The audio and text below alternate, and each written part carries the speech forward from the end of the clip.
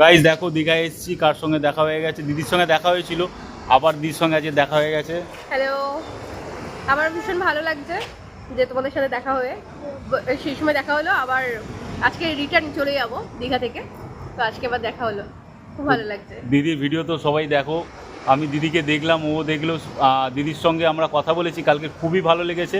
But আমাদের কাছে phone ছিল না, একটা অন্যজনের সঙ্গে দেখা হয়েছিল, বললাম ফটো তুলে দিতে। আজকে দিদিকে দেখতে পেয়ে তো ভাবলাম যে ওহ কী হলো, একবার ভিডিওই করে নিই। আমার সাথে এই ভিডিওর মাধ্যমে আমি বলি, অনেকেই হয়তো আছো যারা এখানে এসে আমার সাথে দেখা হয়েছে, তো তারা হয়তো আমাকে মানে পেছনে বলছো যে এই দিদিকে আমি ইউটিউবে দেখেছি বা ফেসবুকে দেখেছি।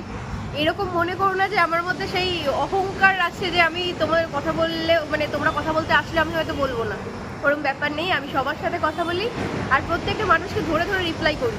যাদের হয়তো মনে হয় যে আমি রিপ্লাই করব কি করব না, না একদমই নয়, আমি সবাইকে রিপ্লাই করি। হ্যাঁ, কালকে দিদি ফ্র্যাঙ্কলি, আর কালকে দিদির সঙ্গে কথা বলে একদমই কিছু মনে হয়নি, তাই জন্য আবার আজকে দেখা হতে দিদির সঙ্গে ভিডিও করলাম। আর কালকের ওর ইনস্টাগ্রাম প্রোফাইল থেকে ও দিদিকে রিপ্লাই করেছিল, দিদি রিপ্লাই দিয়েছে। আমি দেখো ইনস্টাগ্রামটা অতটা বুঝি না, যতটা মানে ফেসবুক আর ইউটিউব।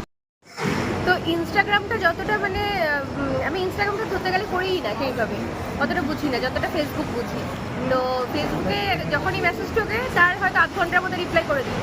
এবার ইনস্টাগ্রামে দেখলাম যে মেসেজ করেছি, সঙ্গে সঙ্গে আমি রিপ্লাই করেছি। চোখের সামনে পড়লে অবশ্যই রিপ্লাই করব। দিদি খুবই ভালো, খুবই ফ্রেন্ডলি।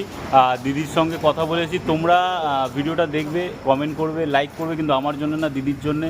আর যারা চ্যানেলে নতুন দেখছো তারা সাবস্ক্রাইব করবে, আর বন্ধুদের সঙ্গে বেশি করে শেয়ার করবে।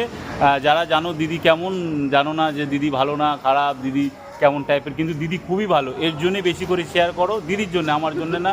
চলো দেখা হচ্ছে, টাটা, ভালো থেকো, গুড নাইট।